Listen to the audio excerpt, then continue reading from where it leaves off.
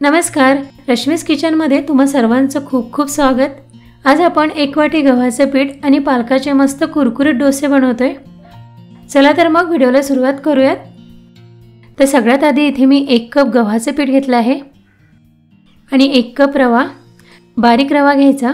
रवा जर थोडा जाड असेल तर तो मिक्सरमधून अगदी बारीक करून घ्यायचा। आता चवीनुसार 1 चमचा मीठ टाकायचं। मीठ यामध्ये व्यवस्थित मिक्स करून घ्या आणि आता यामध्ये 2 चमचे दही घालायचं। दही सुद्धा पिठामध्ये व्यवस्थित मिक्स करून घ्यायचं आणि आता थोडं पाणी घालून हे पीठ भिजवून घ्यायचं। तर सुरुवातीला यात मी 1 कप पाणी घालते, आणखी 1 कप पाणी घालायचं। यात पिठाच्या गाठी होऊ द्यायच्या नाही।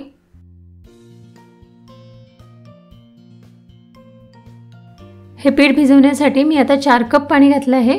आता यावर झाकण ठेवायचं आणि 15 ते 20 मिनिटं पीठ मुरू द्यायचं, कारण यामध्ये आपण रवा घातला आहे। रवा मुरायला थोडा वेळ लागतो। पीठ भिजवत असतानाच इथे दुसरीकडे मी गॅसवर गंजामध्ये पालक उकळायला ठेवलं होतं। पालक आधी स्वच्छ धुवून आणि निवडून घेतलं होतं। पालक फक्त 2-3 मिनिटंच उकळून घ्यायचं, जास्त वेळ शिजवायचं नाही। 2-3 मिनिटं पालक गरम पाण्यामध्ये उकळून घेतला आहे। आता हे पालक गरम पाण्यामधून काढून घ्यायचं आणि थंड होऊ द्यायचं। पालक थंड झाला आहे। आता हे मिक्सरच्या भांड्यामध्ये काढून घ्यायचं। यात 7 ते 8 लसणाच्या पाकळ्या घालायच्या, 1-2 हिरव्या मिरच्या कट करून घालायच्या। छोट्या मुलांसाठी डोसे बनवत असाल तर मिरची कमी घाला।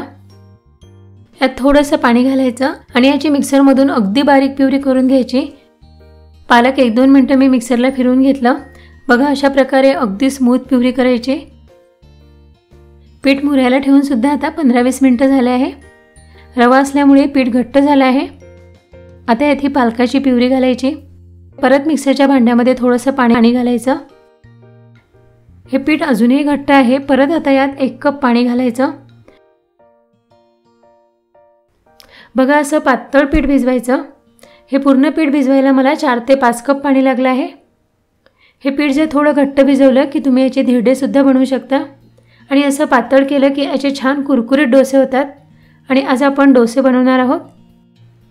तर त्यासाठी आधी इथे गॅसवर मी तवा गरम करायला ठेवला आहे। तवा गरम झाला की तव्याला आधी व्यवस्थित तेल लावून घ्यायचे आणि आता पीठ तव्यावर सोडण्याआधी गॅस मोठा करायचा। गॅस मोठा असला की डोसा टाकताना यावर छान जाळी पडते। आणि आता पीठ तव्यावर सोडून झालं की गॅस आता कमी करायचा आणि मीडियम टू लो फ्लेमवरच डोसा छान कुरकुरीत भाजून घ्यायचा। 1 ते 2 मिनिटं लागते डोसा भाजायला।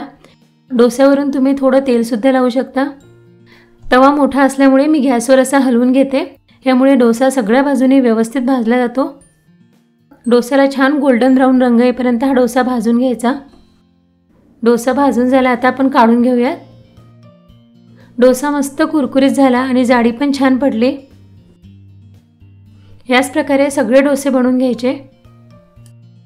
तर इथे मी 2 डोसे बनवून घेतले आहे। एक मस्त कुरकुरीत बनवला आहे आणि एक थोडा मऊ बनवला। मऊ डोसे बनवले की त्यावर जाळी छान पडते। ह्या डोस्यामध्ये आपण मिरची घातली आहे, त्यामुळे हे कुरकुरीत डोसे असेही खायला छान लागतात किंवा खोबऱ्याच्या, शेंगदाण्याच्या किंवा कोणत्याही चटणीसोबत खाऊ शकता।